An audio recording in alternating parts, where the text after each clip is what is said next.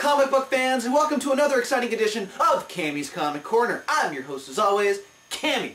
Now, it was a pretty okay week this week. I had some fun reading a lot of titles, so let's get right into it and get on to the pick of the week. From DC Comics, we have Blackest Night, The Flash, #1, written by Geoff Johns and art by Scott Kolins. So, back when the Final Crisis thing was happening, there was a lot of miniseries coming out. One of them was by Geoff Johns and Mr. Scott Kolins, the creative team of The Flash.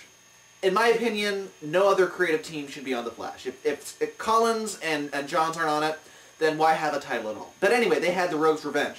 Well, now we're in the Blackest Night tie-in, and it's The Flash Blackest Night tie-in, seeing his side of the story during the whole Blackest Night thing. This happens before Blackest Night #5, just as a heads up, but at the end of the issue, that's when issue 5 starts of Blackest Night.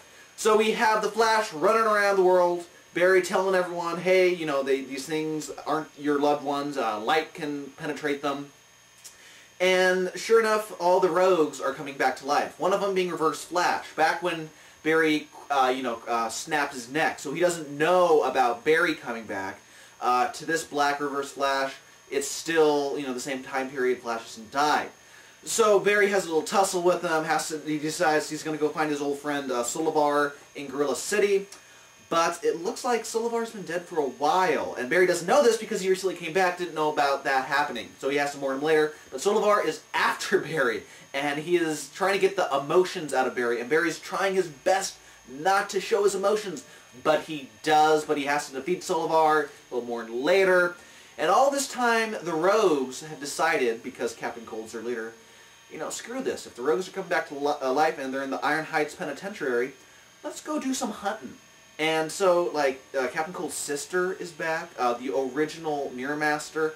All these guys are going to be giving the Rogues a hard time, it seems.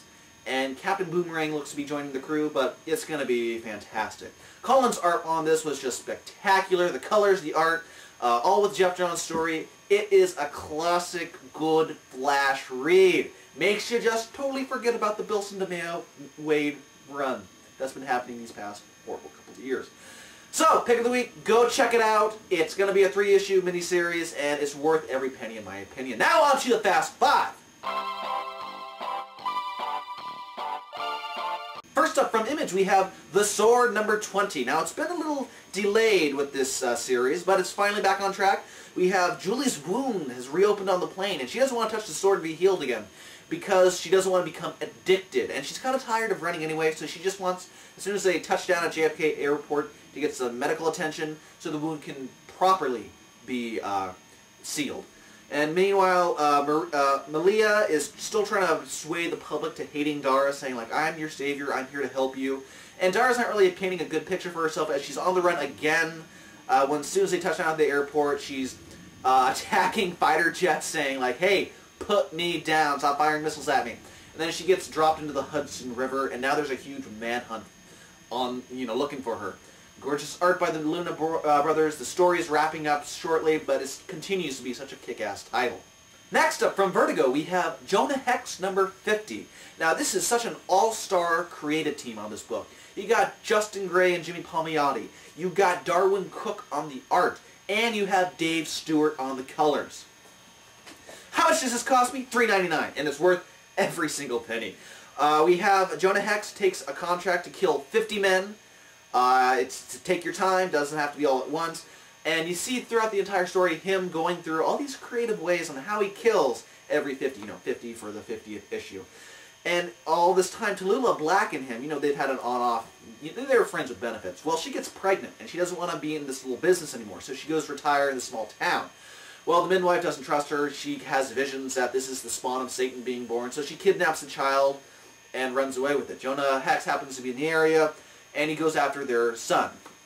His kid dies, but the gal gets what's coming to her, the midwife, and he tells Tallulah Black, okay, we're never going to be, this isn't happening between us anymore. But it was a fantastic issue. Darwin Cook's art on this was just gorgeous. I couldn't praise it enough. Next up from DC, we have The Mighty #11. So last time Cole, we were thinking, okay, is he going to betray Alpha 1? But he goes through with the surgery. He wants the whole world to be on the same page, he says. And as soon as the surgery is over with, He attacks Alpha 1, starts releasing his prisoners so they can turn against Alpha 1, and it looks like he gets killed, but no, he recovers, and him and Alpha 1 are just battling to the death. And he actually hurts Alpha 1, which really makes Alpha 1 even more pissed off. So you got a good clash, you're going for Cole, you're like, yeah, kick his ass.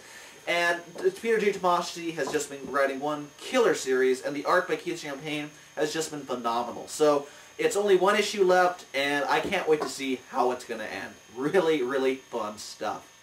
Next up from Vertigo, we have Jack of Fables number 40. Now, it's been a while since I've been reviewing Jack of Fables, but this issue in particular, I found it really, really enjoyable and fun.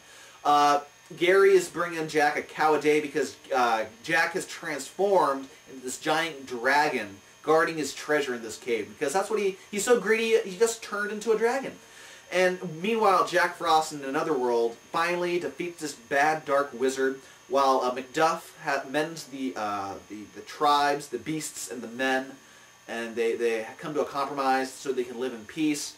And so, you know, Jack Frost gets the girl at the end. It's all lovey-dovey. Meanwhile, back in our world, Jack discovers from Gary in this reading that he's going to remain a dragon for the rest of his life unless he learns how to love others more than himself and his treasure. Well, Jack doesn't see that as happening. So it's just really fun. Great little Brian Boland cover. It's a fun book if you like Fables. And finally this week from Avatar Press we have Absolution number 4. Now John Dusk is going after the kidnapped kid's partner after a brutal and bloody interrogation of the guy they had in custody. And the wounds and the marks he left on the guy, his wife Karen puts together as, wait a minute, John's been behind all these killings of these big killer enemies, individual bad guys. Oh my god, we have a rogue agent. So he finds the kids, and he turns them over to the police, but now he has his entire force up against him. They're saying, come on, do the right thing. Just, give in. It was all a big misunderstanding, right? John goes, no, because, I felt what I did was necessary because these guys were just going to kill again. I took justice into my own hands. So now he's on the run. Now he's going up against his fellow teammates. Really dark stuff. I really enjoyed it. And the art is just pretty damn pretty as well. So if you're looking for dark stuff, check out Absolution. Well, comic book fans, that does it this week for Cammy's Comic Corner. If you want more Cammy's Comic Corner goodness, head on over to www.cammyscomiccorner.com. From there you can see the weekly reviews. You can follow me on Twitter. You can subscribe to me on RSS feed or on iTunes. Yada, yada, yada. Also, if you like any of the kick-ass t-shirts that you see me wearing, the scalp was really good this week, head on over to www.deadlinegraphics.net and send Kelly an email. There is only one name that I chose when it comes to comic book t-shirts. That is Kelly over at www.deadlinegraphics.net. Another huge shout out to Rising Sun Creations at rsc-online.com. Rising Sun Creations specializes in the best of U.S. comic books, manga, and collectible toys imported straight from Japan. And they have a contest this week.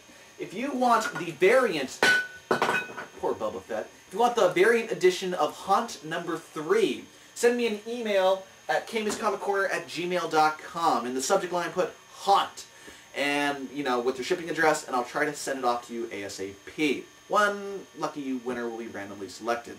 So, huge thanks to Rising Sun Creations for that kick-ass contest.